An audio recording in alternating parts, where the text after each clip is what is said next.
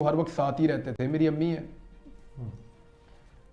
मेरी वाइफ है, वो मेरी बड़ी सपोर्ट है। कोई शक नहीं। और मेरी माँ ने यानी मुझे हमेशा बड़ा हौसला दिया, मेरी अम्मी ने।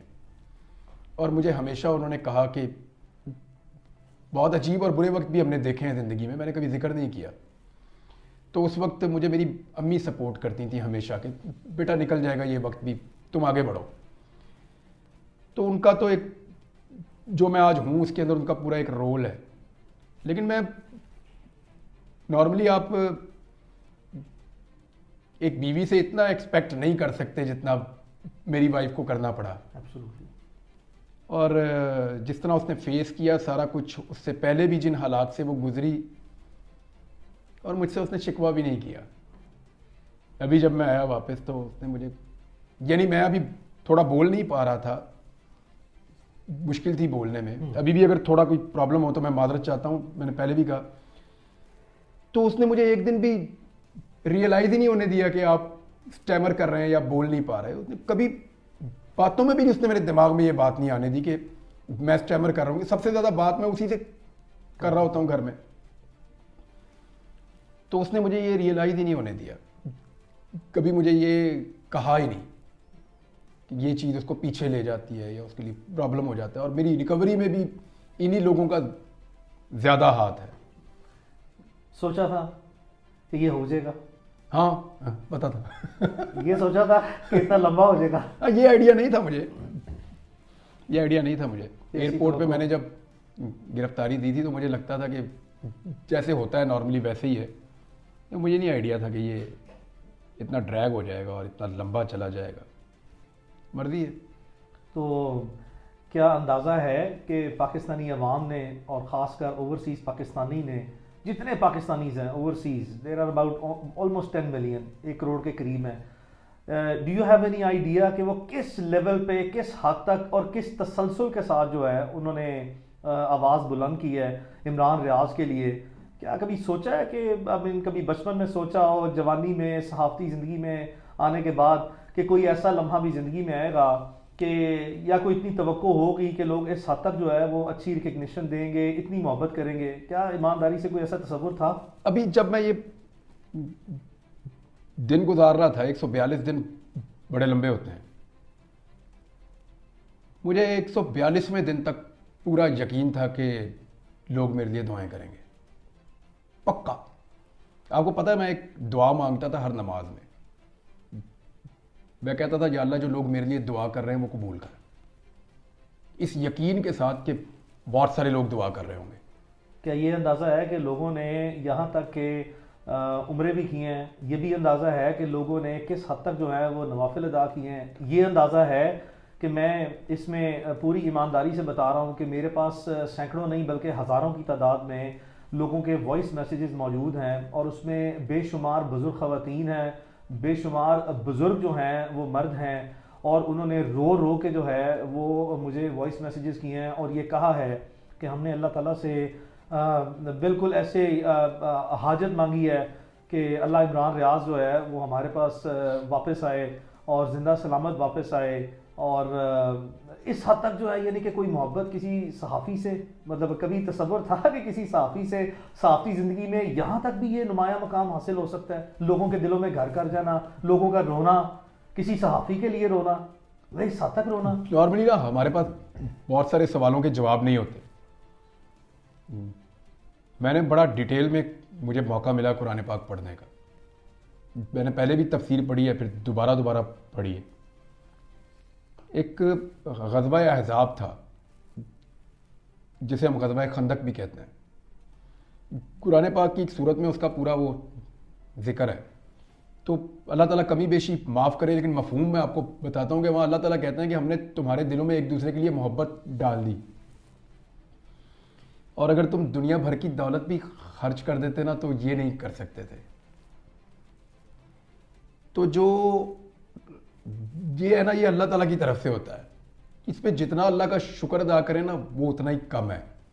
अगर कोई मेरे से प्यार करता है और मेरे लिए दुआ करता है तो मैं उसका हमेशा एहसानमंद रहूँगा। अभी ये जीबी से आए थे बच्चे, उन्होंने मुझे ये टोपी भी गिफ्ट की है थोड़ी देर पहले यहाँ पे। तो मैं हमेशा उसका शुक्रगुजार रहूँगा। लेकिन ये मेरे अल्लाह की देन है, उसकी मेहरबानी है, वो लोगों के दिलों में एक दूसरे के लिए प्यार पैदा करता है। तो मैं तो पहले ही कर्जई था, इन लोगों का कर्जदार था। अभी इन्होंने बहुत दुआएं की हैं। मुझे तो बाद औक़ात लगता था कि बस कहानी मुक गई है, अभी यहाँ से आगे क्या चलेगा। आपके सामने था, मैं जिंदा लाश की तरह ही था जब आपको पहले दिन मैं मिला हूँ। तो इससे भी गई गुजरी हालत मेरी रही है। तो वो मुझे बाद औक़ात लगा कि नहीं, बस यहाँ तक ही थी कहानी, इसके बाद कोई और लिखेगा, इसके आगे मैं नहीं चलाऊंगा। दिल में और रब जाने, उसका काम जाने। दिल में कोई वसवसा आया कि मैं शायद कभी वापस ना आ जाऊं? यही मैं आपको बता रहा हूँ कि मेरे दिल में ये बात आती थी बीच बीच में। फिर कभी आती थी कि नहीं मैं चला जाऊंगा वापस, कभी आती थी कि नहीं मैं नहीं जाऊंगा। तो ये इस तरह वो देखिए, आपके जो 24 घंटे होते हैं ना, वो बड़े लंबे होते हैं। मुझे पहले पता ही नहीं था। अब आगे एहसास ज़्यादा हुआ है, इसमें कोई शक नहीं है। पता ही नहीं था कि 24 घंटे कितने बड़े होते हैं। तो ये भी आइडिया है कि पूरी दुनिया में ओवरसीज़ पाकिस्तानीज़ का जो इफेक्टिव रोल रहा है, उसमें बहुत सी दुनिया के जो गवर्नमेंट के और अपोजिशन के, इंटरनेशनल कम्युनिटी में, यूएस में, यूके में, ऑस्ट्रेलिया में बेशुमार कांग्रेसमैन हैं, पार्लियामेंटेरियंस हैं, सेनेटर्स हैं, इंटरनेशनल कम्युनिटी में, उन्होंने भी पाकिस्तान में फ्रीडम ऑफ स्पीच और पर्टिकुलरली इमरान रियाज खान के लिए जो है वो इतनी आवाज़ें उठाई हैं। ऑब्वियसली किसी का इम्पैक्ट या किसी का इफेक्ट कुछ थोड़ा है या ज़्यादा है या बहुत गहरा है, you never know. I mean what is the outcome of those exercises, but at least जो है वो उन्होंने जितनी भी अपना रोल प्ले करने के लिए इमरान रियाज के लिए आवाज़ उठाई है। क्या इसकी भी कभी कोई एक्सपेक्टेशन थी कि बात यहाँ तक भी पहुँचेगी, ओवरसीज़ पाकिस्तानीज़ इस लेवल पे जो है वो अब इफेक्टिवली जो है जो उनके बस में है और जिस तरीके से वो मोबिलाइज कर सकते हैं अपने रिसोर्सेज को, इस तरह के हॉस्टाइल सर्कमस्टांसेस में वो ये भी कर जाएंगे। तो इंटरनेशनल कम्युनिटी में जितने इस तरह के पार्लियामेंटेरियंस हैं वर्ल्ड वाइड, उन्होंने भी जो है जो किरदार अदा किया, उनके लिए क्या पैगाम है? उन सबका बहुत शुक्रिया।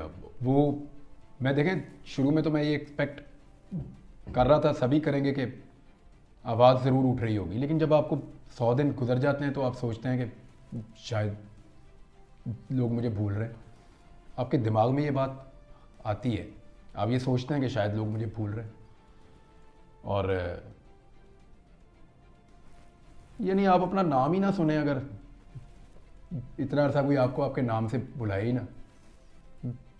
जब